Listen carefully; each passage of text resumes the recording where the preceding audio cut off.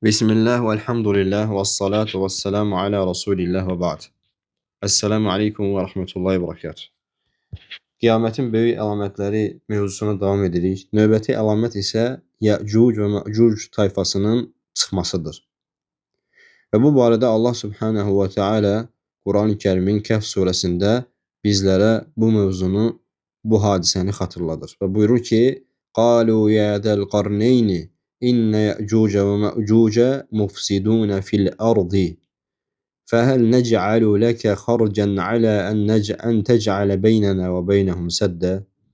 Onlar dedilər ki, ey Zülqarneyn, Yəcuc və Məcuc yer üzündə fitnə fəsad törədirlər. Bəlkə biz sənə xarac verək, sən də bizimlə onların arasında bir sədd düzəldəsən. Yəni onlar Yəcuc və Məcucun əlindən ziyan çəkdiyinə görə, fitnə fəsadından ziyan çəkdiyinə görə, deməli Zülqarneynlə tələb edirlər ki, yəni onlarla onun arasında sədd çəksin. Və Allah Teala bu qıssəni bizim üçün xatırladır. Və Yəcuc və Məcuc bu toplum Nuhun oğlu Yəsəfin soyundandır. Yəsəfin soyundandır. Və hədisdə Peyğəmbər sallallahu aleyhi və səlləm onları təsvir edərkən buyurur ki, onlar qıyıq gözlü, üzləri düz və yastı burunludular. Yəni bu şəkildədirlər. Və say etibarı ilə o qədər çox olacaqlar ki, yəni insanlar onlarla bacara bilməyəcəklər. Və qudsi hədisdə zikr olunur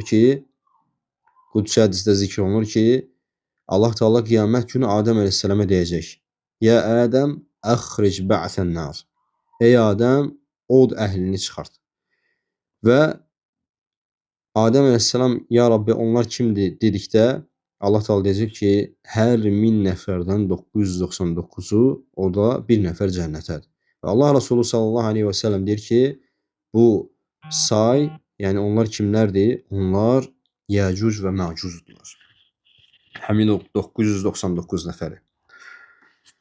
Və necə ki, ayədə zikr olunduğu kimi Zülqarneyn sədd tikir. Və bu sədd zaman gəldikdə, yəni qiyamətə yaxınlaşdıqda bu sədd açılacaq. Necə ki, Zeynəb binti Cəhş radiyallahu anhənin hədisində gəlir ki, Allah Resulü sallallahu aleyhi ve sellem deyir ki, "Vaylun lil-arabi min şerri qad iqtaraba." Vaylun lil-arabi min şerrin qad iqtaraba. Yəni artıq yaxınlaşan o şərdən ərəblərin vay halına.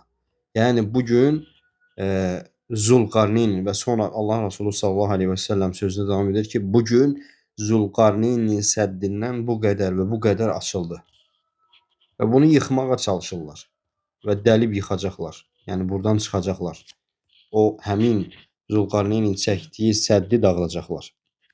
Və sayları dediyimiz kimi o qədər çoxdur ki, onlar oradan çıxdıqdan sonra, o səddi yardıqdan sonra, onlar bir çayın ətrafında su içməyə toplandığı zaman bir qrup su içdikdə digər qrup üçün su qalmayacaq.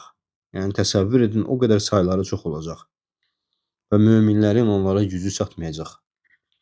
Tirmizidə Abu Hureyra radiyallahu anhudan gələn səhih hədisdə buyurulur ki, hər dəfə o səddi, Zülqarneynin tikdiyi səddi deşməyə çatdıqda, yəni hər gün onu deşməyə çalışırlar.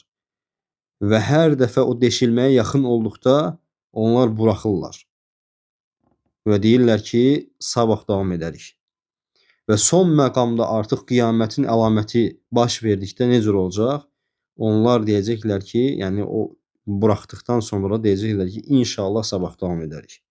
Və bunu dedikdə o səddi deşəcəklər. Allahdan afiyyət diləyirik.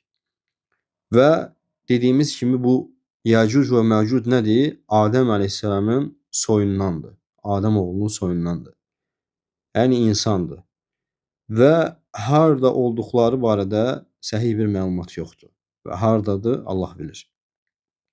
Və onların imtihanlarından biri də odur ki, onlar artıq müsəlmanları öldürdükdən sonra, yer üzərində fitnə fəsad törətdikdən sonra onlar deyəcəklər ki, biz artıq yer üzərində hakimik.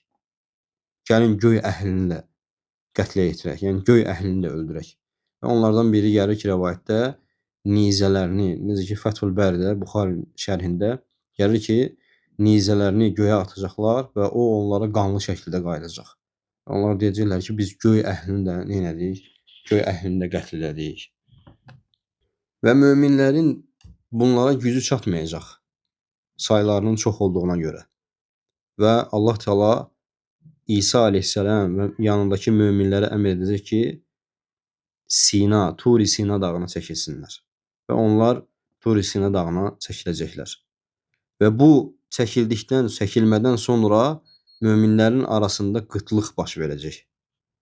Və hətta onların arasında elə bir vəziyyətə gəlib çıxardacaq ki, bu qıtlıq onların arasındakı bir hədisdə rəvayət olunur ki, bir heyvanın başı belə filan qədər qiymətə, yəni bir-birlərinə satacaqlar. Yəni o qədər qıtlıq baş verəcək.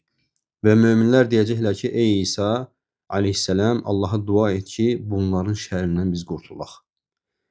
Və burada da fikir verin, nəyə dəlalət, yəni burada nə çıxır buradan? Deməli, salih insanın duası ilə təvəssül etmək olar. Yəni bir şərtlə ki, o insan o şeyə qadir olsun və diri olsun. Və ölüdən təvəssül etmək olmaz. Şəriət buna qadağan edib. Barakallahu fikum. Və İsa aleyhissalam bundan sonra dua edəcək Allaha ki, bunların bu vəziyyəti onlardan qaldırsın. Və sonra İsa aleyhissalam duasından sonra Allah Teala Nəğaf adında qurd, Allah Teala onlara qurd salacaq boyunlarına. Yəni bu xırda bir şey, fikir verin, yəni onları həlak edəcək. Yəni Yəcuc və Məcuc tayfasının boyunlarına bir qurd musallat edəcək Rəbbimiz Subhanahu wa Taala və bundan sonra onlar bunun səbəbi ilə həlak olacaqlar. Və elə bir həlak ki, onlardan bir nəfər belə qalmayacaq. Və sonra İsa aleyhissalam və möminlər o dağdan inəcəklər yerə və görəcəklər ki, bunların cəsədləri yer üzünü o qədər örtüb ki, sayları o qədər çox idi ki, və bu cəsədlərdən bir qarış belə yer yoxdur. Və sonra yəni o qədər pis qoxu gələcək ki, onların cəsədlərindən və İsa aleyhissalam şübhəsiz ki, o qədər cəsədləri nə etmək olmur, mümkün deyil. Yəni onları başqa bir yerə daşımaq və yaxud da onları aradan qaldırmaq mümkün olmayacaq. Və İsa aleyhissalam yenə Rəbbinə dua edəcək ki, Allah Teala yəni bu şeyi onlardan qaldırsın və Allah Subhanahu wa Taala dəvənin boynuna, necə ki hədislərdə zikr olunur ki, dəvənin boynuna bənzəyən quşlar olacaq. Yəni Allah Teala onları göndərəcək ki, o leşləri o həmən yerdən qaldırsınlar. Və onlar o həmən Yəcuc və Məcuc tayfasının leşlərini alıb Allah Teala'nın istədiyi yerə aparacaqlar. Və sonra yer üzərində əmin-amanlıq olacaq. Və bundan sonra necə ki hədislərdə zikr olunur ki, İsa aleyhissalam həcc və yaxud da ümrə etdikdən sonra İsa aleyhissalam vəfat edəcək və möminlər onu yuyub dəfn edəcəklər. Və doğrusunu Allah bilir. Vəlhamdülillahi Rabbil alemin.